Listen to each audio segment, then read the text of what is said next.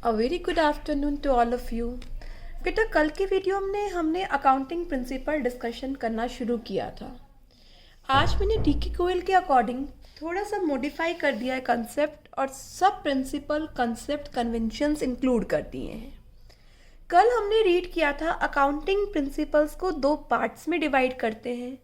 कुछ होते हैं अकाउंटिंग कंसेप्ट्स और अजम्पशन, कुछ होती हैं अकाउंटिंग कन्वेंशन। बेटा, अकाउंटिंग कंसेप्ट्स और अजम्पशन क्या होता है? अकाउंटिंग की जो लैंग्वेज है वो सब लोगों के लिए सेम मीनिंग दे, है ना, यूनिफॉर्मिटी हो बेटा। तो कुछ आपने प्रिजम्पशंस बनाई हुई हैं जिसे हम अकाउंटिंग अजम्पशंस की तरह यूज़ करते हैं। Institute of chartered accountant of India ने अकाउंटिंग स्टैंडर्ड 1, बेटा पूरा अकाउंटिंग स्टैंडर्ड पे बेस्ड होता है। AS1 के अकॉर्डिंग 3 फंडामेंटल अजम्पशंस दी हैं जो हमने कल रीड की थी। 1 is going concern, second is consistency and third one is accrual. Let us recapitulate once again. Going concern का मीनिंग होता है कि जो बिजनेस आप कर रहे हैं वो कंटिन्यू होगा एक लॉन्ग पीरियड ऑफ टाइम के लिए।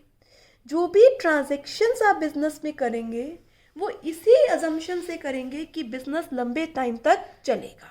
ऑलराइट बेटा, इसी बेसिस पर असेट्स को क्लासिफाई किया हुआ है करंट, नॉन करंट।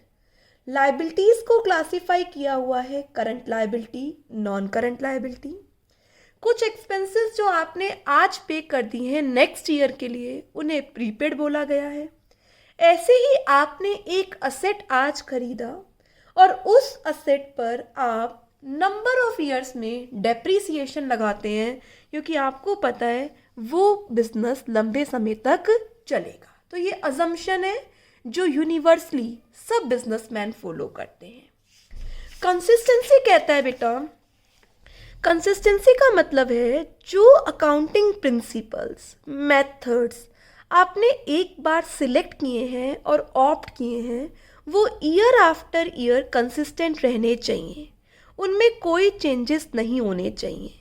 वो इसलिए कह रहा है बेटा कोई चेंजेस नहीं होने चाहिए ताकि आप कंपेयर कर सकें अपने P&L को, बैलेंस शीट को एक पीरियड से दूसरे पीरियड में।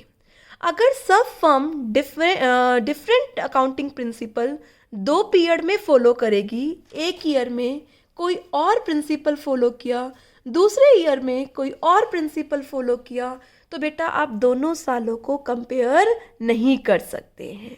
ऑलराइट बेटा, क्योंकि दोनों सालों के लिए मेथड आपने क्या किए हैं, अलग अलग ऑप्ट किए हैं। जैसे मैंने आपको बताया था डेप्रिसिएशन के आपके सिलेबस में 2 मेथड हैं। 1 is straight line method, second is WDV। First year आप स्ट्रेट लाइन फॉलो करते हैं, सेकंड ईयर आप WDV फॉलो करते हैं, तो बेटा दोनों साल के प्रॉफिट डिफरेंट आएंगे जिन्हें आप कंपेयर नहीं करेंगे। बट कंसिस्टेंसी का मीनिंग ये नहीं है कि आप रिजिड हो जाओ, आप चेंज ही मत करो कभी भी अपनी अकाउंटिंग पॉलिसीज़ को, प्रैक्टिसेस को। अगर आपको लगता है कि गवर्नमेंट पॉलिसीज़ के अकॉर्डिंग आपके यूज़र्स को कोई और इन्फॉर्मेशन चाहिए तो बच्चे आप उसके अकॉर्डिंग चेंज कर सकते हैं, या आपको लग रहा है कि कोई मेथड ज़्यादा अच्छी इंप्रूवमेंट ला सकता है फाइनेंशियल स्टेटमेंट को प्रेजेंट करने के लिए, तो बच्चे उस केस में आप चेंज कर सकते हैं। बट आपको कोशिश करनी है कि 2 अकाउंटिंग पीरियड्स में क्या रखें, सेम रखें, ताकि दोनों के रिजल्ट्स हम कंपेयर कर सकें। अकुरल कॉन्सेप्ट क्या कहता है कि ट्रांजैक्शन आपको तब रिकॉर्ड नहीं करनी जब वो सेटल हो जाए। जिस दिन ट्रांजैक्शन हुई है, चाहे वो उस दिन सेटल हुई है या नहीं हुई, फिर भी आपको बेटा बुक्स ऑफ अकाउंट्स में रिकॉर्ड करना है। इसका मतलब है कि चाहे आपको कैश रिसीव हुआ है या नहीं, इसी तरह कैश पे हुआ है या नहीं, उसी टाइम आपको वो ट्रांजैक्शन रिकॉर्ड करनी है। जैसे मैंने आपको एक एग्जांपल दिया था, लेट अस सपोज आज आपने गुड्स क्रेडिट परचेज किए हैं और 3-4 डेज बाद आप उसकी कैश पेमेंट कर रहे हैं। क्या आज की ट्रांजैक्शन आप रिकॉर्ड नहीं करेंगे? आप तब रिकॉर्ड करेंगे जिस दिन उसकी सेटलमेंट हुई है? नहीं बेटा, आप दोनों दिन की ट्रांजैक्शन रिकॉर्ड करेंगे। जो फर्स्ट डे की ट्रांजैक्शन आप रिकॉर्ड कर रहे हैं वो अकुरल बेसिस पर है। ऑलराइट। इसके अलावा हमारे पास और कॉन्सेप्ट्स और कन्वेंशंस हैं। अकाउंटिंग प्रिंसिपल्स को दो पार्ट्स में डिवाइड किया गया है, कंसेप्ट एंड कन्वेंशंस। ऑलराइट, तो अब मैं रीड कर देती हूँ, आप नोटबुक में अपनी लिस्ट को मॉडिफाई कर लीजिए। बिजनेस एंटिटी कॉन्सेप्ट है, मनी मेजरमेंट कॉन्सेप्ट है, अकाउंटिंग पीरियड कॉन्सेप्ट है, ये सब प्रिंसिपल्स के पार्ट ही है बेटा। Cost concept, dual aspect concept, revenue recognition, matching concept, objectivity, full disclosure, convention of मेटेलिटी, convention of conservatism, ये सब प्रिंसिपल हम वन बाय वन कर डिस्कस करना स्टार्ट करते हैं। कल हमने बेटा बिजनेस एंटिटी प्रिंसिपल डिस्कस किया था। बिजनेस एंटिटी प्रिंसिपल क्या कहता है बच्चे? बिजनेस एंटिटी प्रिंसिपल कहता है जो बिजनेस है वो एक सेपरेट यूनिट है। किससे? ऑनर से, उसके क्रेडिटर से, मैनेजर से, अदर से। ऑलराइट, तो जितनी भी ट्रांजैक्शन बिजनेस में हो रही हैं वो बेटा किसके पॉइंट ऑफ व्यू से रिकॉर्ड करनी है? बिजनेस के पॉइंट ऑफ व्यू से, बिजनेसमैन मतलब प्रोप्राइटर के पॉइंट ऑफ व्यू से रिकॉर्ड नहीं होगी। जो प्रोप्राइटर है वो तो बिजनेस के लिए सिर्फ क्या ट्रीट किया गया है? क्रेडिटर की ट्रीट किया गया है। इसीलिए जो प्रोप्राइटर बिजनेस में पैसा लगाता है, जिसे हम क्या बोलते हैं? कैपिटल। कैपिटल बिजनेस के पॉइंट ऑफ व्यू से क्या मानी जाती है? लायबिलिटी। और कैपिटल का कौन सा बैलेंस होता है? Credit balance. इसी तरह जो अमाउंट विड्रॉ करता है प्रोप्राइटर, उसे सेपरेट अकाउंट ड्राइंग्स में हम क्या करते हैं? शो करते हैं। अगर कोई स्टॉक बिजनेसमैन अपने लिए यूज कर रहा है तो उसे ड्राइंग्स मानते हैं। अगर वही स्टॉक बिजनेस के लिए यूज हो रहा है तो उसे क्या मानते हैं? एक्सपेंस मानते हैं। तो जो भी प्रोप्राइटर के घर के खर्चे हैं वो सब रिकॉर्ड किए जाते हैं ड्राइंग्स में, और बाकी सब एक्सपेंसेस में शो किया जाता है, क्योंकि बिजनेस और बिजनेसमैन दोनों को क्या माना गया है बच्चे?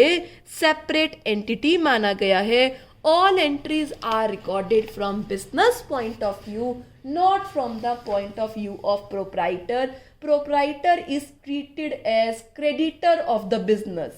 The capital is treated as liability for the firm. इसीलिए बच्चे जो कैपिटल पर इंटरेस्ट देते हैं वो बिजनेस के लिए एक्सपेंस है, और जो ड्राइंग्स पर इंटरेस्ट चार्ज किया जाता है वो बिजनेस के लिए क्या है? इनकम, क्योंकि दोनों क्या है? सेपरेट एंटिटी है। All the entries are recorded from business point of view. The amount or goods taken by proprietor will be considered as drawing. All right बेटा, तो जितनी भी ट्रांजैक्शन आप करते हैं किसको ध्यान में रखते हुए? किस प्रिंसिपल को? बिजनेस एंटिटी प्रिंसिपल को। कंसेप्ट भी लिख सकते हैं, प्रिंसिपल भी लिख सकते हैं।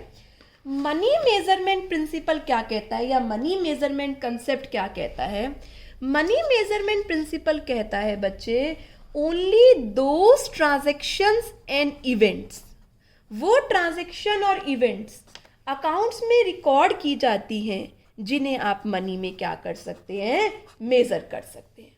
एक ट्रांजैक्शन बिजनेस के लिए कितनी इंपॉर्टेंट क्यों ना हो बच्चे, जब तक वो मनी में मेजर नहीं होगी तब तक वो रिकॉर्ड नहीं होगी। जैसे हमने एक एग्जाम्पल पढ़ा था, क्वार्ल हो गया बेटा प्रोडक्शन मैनेजर के बीच में और सेल्स मैनेजर के बीच में, तो बच्चे इससे आपका क्या होगा? बिजनेस इफेक्ट होगा।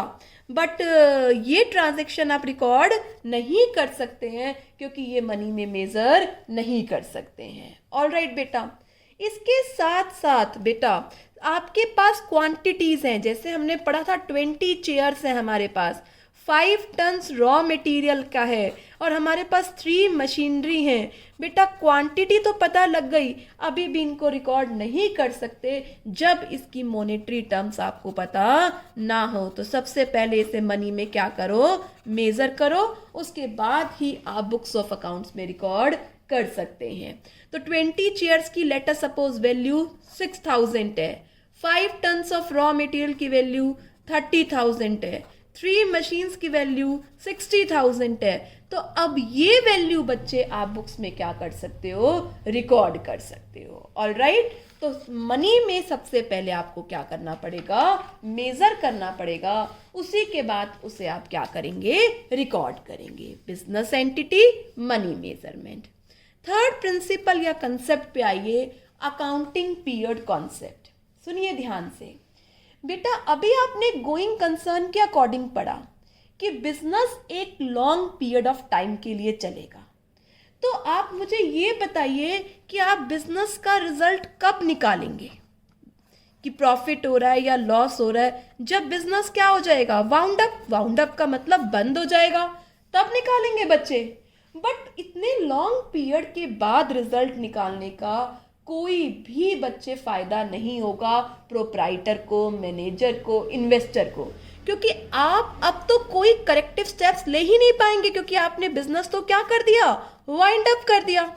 ऑलराइट, अब क्या फायदा रिजल्ट निकालने का, अब तो आप कोई डिसीजन ले ही नहीं पाएंगे, कोई इंप्रूवमेंट लेकर ही नहीं आ सकते।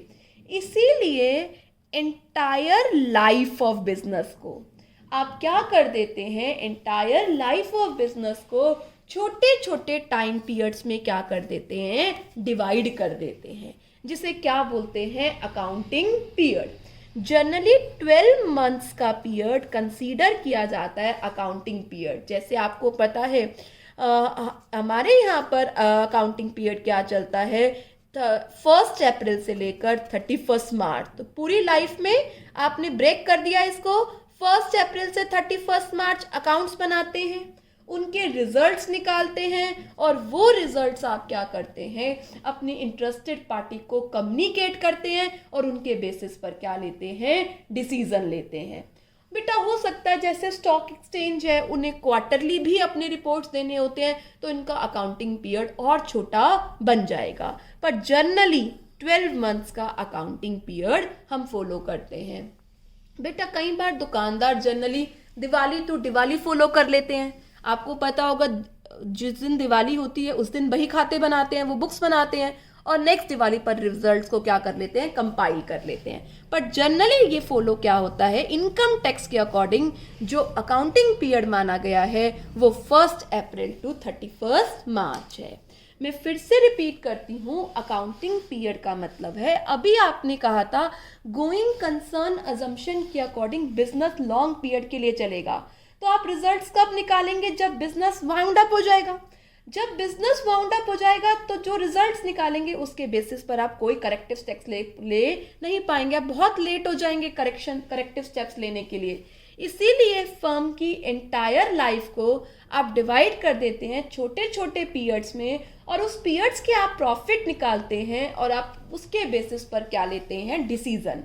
According to income tax act, a business has compulsory to adopt financial year beginning on 1st April and ending on 31st March. All right? तो इसका आप रिजल्ट निकालते हैं, दूसरे से कंपेयर करते हैं, और बेटा इसके बेसिस पर आप क्या लेते हैं, करेक्टिव स्टेप्स लेते हैं। All right? तो ये 3 आपको कंसेप्ट्स या प्रिंसिपल समझ आ गए होंगे, business entity, money measurement and accounting period principle. All right, let us proceed to our fourth concept और principle। क्या है बच्चे fourth concept, historical cost principle. बेटा क्या कहता है, हिस्टोरिकल कॉस्ट प्रिंसिपल कहता है आपको एक असेट बुक्स में उस प्राइस पर रिकॉर्ड करना है जिस प्राइस में आपने उसे एक्वायर किया है। जैसे बेटा हमने बहुत सारी ट्रांजैक्शन देखी, आपने देखा ना, वहां पर एक मशीनरी खरीदी हमने 5 लाख रुपीस की, तो आपने वो मशीनरी कितने पर रिकॉर्ड करी, 5 लाख, क्योंकि 5 लाख उस गुड असेट का प्राइस है। इस प्राइस पर आपने उसे क्या किया है, एक्वायर किया है। ऑल राइट, अब इसे हिस्टोरिकल कॉस्ट क्यों कहा गया है, बेटा आपने 5 लाख पे एक्वायर किया है गुड्स, ठीक है, ये एक्विजिशन कॉस्ट है इसकी। अगर मैं नेक्स्ट ईयर देखूंगी तो भी बुक्स में 5 लाख की कॉस्ट आ रही होगी, और वो कॉस्ट पुरानी है, इसीलिए इसे क्या कहा गया है, हिस्टोरिकल कॉस्ट। तो हिस्टोरिकल कॉस्ट का मतलब है जो भी असेट जितने रुपए में खरीदा गया है उतने रुपए में उसे क्या करते हैं, बुक्स ऑफ अकाउंट्स में रिकॉर्ड कर लेते हैं। आज इस असेट की market value, let us suppose इस असेट्स की मार्केट वैल्यू 6 लाख रुपीस हो गई, पर बेटा ये मार्केट वैल्यू हमारे लिए इररेलीवेंट है, क्योंकि हमने उसको कितने पर रिकॉर्ड किया हुआ है, 5 लाख, क्योंकि 5 लाख पर हमने उसे खरीदा था और 5 लाख ही उसकी क्या हो गई, एक्विजिशन प्राइस हो गया। ऑलराइट बच्चे, और इस 5 लाख में से आप हर ईयर क्या माइनस करते जाएंगे, डेप्रीसिएशन, पर मार्केट वैल्यू उसकी क्या है, इररेलीवेंट है। लेट अस सपोज आपने एक बिल्डिंग खरीदी बेटा, जिस टाइम वो बिल्डिंग खरीदी थी सिर्फ 4 लाख रुपए की थी, आज वो बिल्डिंग 40 लाख रुपए की है, तो भी आपकी बुक्स में वो बिल्डिंग कितने रुपए की आ रही है, 4 लाख रुपए की। 40 लाख रुपए की मार्केट वैल्यू का कोई रेलिवेंस नहीं है। 4 लाख रुपए में खरीदी थी, वो इसकी एक्विजिशन कॉस्ट है, वो पास से रिलेटेड है, इसीलिए उसे क्या कहा गया है, 4 लाख को उसकी हिस्टोरिकल कॉन्सेप्ट, हिस्टोरिकल कॉस्ट कहा गया है। तो what does historical cost principle says, कि जिस असेट को आप जितने प्राइस पर एक्वायर करते हैं उतने प्राइस पर ही आपको बुक्स ऑफ अकाउंट्स में रिकॉर्ड करना है। लेटर ऑन उसकी मार्केट वैल्यू क्या हो जाए, आपको इंक्रीज और डिक्रीज वैल्यू को बुक्स ऑफ अकाउंट्स में रिकॉर्ड नहीं करना है। ऑलराइट बेटा, अब इस प्रिंसिपल का कुछ फायदा भी है। फायदा ये है, आप वेरीफाई कर सकते हो। बेटा आपने 5 लाख रुपए की मशीनरी खरीदी, तो 5 लाख रुपए के आपके पास इनवॉइस होंगे, बिल होंगे, तो आप इसे वेरीफाई कर सकते हो, है ना। मार्केट वैल्यू 6 लाख की हो गई, तो बेटा आप इसे वेरीफाई तो नहीं कर सकते हैं। दूसरी बात बेटा, मार्केट वैल्यू तो कॉन्स्टेंटली चेंज होती रहती है, और सबसे पहली बात तो मार्केट वैल्यू निकालना ही डिफिकल्ट है, और उसके बाद कॉन्स्टेंटली चेंज होती रहती है। आप हर बार अपनी बुक्स में वैल्यू को चेंज करते रहेंगे, ये पॉसिबल नहीं है। बट इसका ड्रॉबैक भी है। हिस्टोरिकल कॉस्ट प्रिंसिपल कहता है जिस कॉस्ट पर आपने एक्वायर किया है असेट, उस कॉस्ट पर दिखाओ। पर जो चीज आपने एक्वायर ही नहीं करी, जैसे आपकी बिजनेस की गुडविल है, जिसे हम रेपुटेशन बोलते हैं, आपने इसे तो किसी से एक्वायर नहीं किया। आपकी नॉलेज है, आपके पास टेक्नोलॉजिकल स्किल है, आपका ब्रांड नेम है, जो तो बेटा आपने उसके लिए तो कोई पैसा पे ही नहीं किया, तो आप उस चीज को बुक्स ऑफ अकाउंट्स में रिकॉर्ड भी नहीं कर सकते हैं। और दूसरी बात बेटा, इन्फ्लेशन है। इन्फ्लेशन है और आप पुरानी वैल्यू दिखाई जा रहे हैं, तो बच्चे आपका प्रॉफिट और लॉस एग्जैक्ट वैल्यू शो नहीं करता है। ऑलराइट, तो कुछ इस प्रिंसिपल के ड्रॉबैक्स हैं और कुछ इस प्रिंसिपल के फायदे हैं। Let us recapitulate once again. Historical cost principle कहता है जिस कॉस्ट पर आपने असेट को एक्वायर किया है, वो ये कॉस्ट आप बुक्स ऑफ अकाउंट्स में क्या करेंगे, दिखाएंगे। वो कॉस्ट पास से रिलेटेड है, इसीलिए उसे हिस्टोरिकल कॉस्ट कहा गया है। लेट अस सपोज एक बिल्डिंग आपने 20 लाख रुपए की खरीदी, आज उसकी मार्केट वैल्यू 60 लाख रुपए हो चुकी है, पर 60 लाख की मार्केट वैल्यू से आपको कुछ लेना देना नहीं है। आपने खरीदी थी 20 लाख, 20 लाख ही बुक्स ऑफ अकाउंट्स में रिकॉर्ड होगी और टाइम टू टाइम उस पर क्या लगेगा, डेप्रीसिएशन। अब 20 लाख में खरीदी तो 20 लाख की आपके पास रजिस्ट्री है, तो आप उसे वेरीफाई कर सकते हैं। मार्केट वैल्यू कॉन्स्टेंटली चेंज हो रही है, मार्केट वैल्यू पर हर बार आपको असेट दिखाना बहुत मुश्किल है, तो बच्चे यहाँ पर हम ये कह सकते हैं कि मार्केट वैल्यू आप मेजर भी नहीं कर सकते हैं, और मार्केट वैल्यू कॉन्स्टेंटली चेंज है, तो असेट को मार्केट वैल्यू पे दिखाना तो पॉसिबल नहीं है। पर इसके साथ एक ड्रॉबैक भी है, जिन चीज़ों के लिए हम पैसा नहीं पे करते हैं तो वो चीज़ आप बुक्स में दिखा भी नहीं सकते, जैसे हमारी गुडविल है, जैसे हमारा ब्रांड नेम है, जैसे हमारे पास नॉलेज और टेक्नोलॉजिकल स्किल्स हैं। बेटा ये चीज़ें आपने पैसों में नहीं खरीदी हैं, इसीलिए आप इस चीज़ को बुक्स ऑफ अकाउंट्स में दिखा भी नहीं सकते हैं। अब बेटा यहाँ देखो, 60 लाख की वो कॉस्ट, 20 लाख रुपए की आपने बिल्डिंग खरीदी थी, आज वो 60 लाख की हो गई, तो 60 लाख के अकॉर्डिंग तो डेप्रीसिएशन ज़्यादा बनेगा। 20 लाख के अकॉर्डिंग डेप्रिसिएशन कम बनेगा। तो बेटा जो प्रॉफिट की फिगर है वो भी आप सही तरीके से दिखा नहीं सकते अगर आप क्या फॉलो कर रहे हैं, हिस्टोरिकल कॉस्ट प्रिंसिपल। तो मैम इसका मतलब ये है कि ये प्रिंसिपल गलत है, हमें ये प्रिंसिपल फॉलो नहीं करना चाहिए। नहीं बेटा, हम फॉलो यही प्रिंसिपल करते हैं क्योंकि इसकी जो एडवांटेजेस हैं वो इस ड्रॉबैक से ज़्यादा स्ट्रांग है। तो हम हमेशा जिस असेट्स को आप खरीद रहे हैं, जिस वैल्यू पे खरीद रहे हैं, वही आप बुक्स ऑफ अकाउंट्स में क्या करेंगे, शो करेंगे। ऑलराइट बच्चे, नेक्स्ट प्रिंसिपल या कॉन्सेप्ट आता है जो आपने बहुत अच्छे से समझा हुआ है, dual aspect concept. Dual aspect concept कहता है every transaction is recording has having dual aspect. Her transaction जो आपको रिकॉर्ड करनी है उनकी क्या है, डुअल एस्पेक्ट है। हर ट्रांजैक्शन कम से कम 2 अकाउंट्स को तो इफेक्ट करेगी। वन अकाउंट डेबिट होगा, दूसरा अकाउंट क्रेडिट होगा। ये आपने डबल एंट्री सिस्टम में देख लिया है बेटा। डबल एंट्री सिस्टम में आपने फर्नीचर परचेज किया, फर्नीचर टू कैश, यहाँ पर अगर मैं कैश नहीं लिखती तो ये एंट्री कंप्लीट नहीं होती। तो इसी के कारण हमारी इक्वेशन क्या बनी थी, assets is equal to liability plus capital. जब भी एक ट्रांजैक्शन रिकॉर्ड करेंगे ये इक्वेशन हमेशा क्या होगी, बैलेंस होगी। और ये आपने अकाउंटिंग इक्वेशन में बहुत अच्छे से सीख लिया था। लेट अस सपोज आपने बिजनेस में कैश इन्वेस्ट किया 2 लाख, तो असेट्स आ गए 2 लाख, लायबिलिटीज में कैपिटल आ गई कितने की, 2 लाख। तो बेटा दोनों जगह से क्या कर रहा है, ये मैच।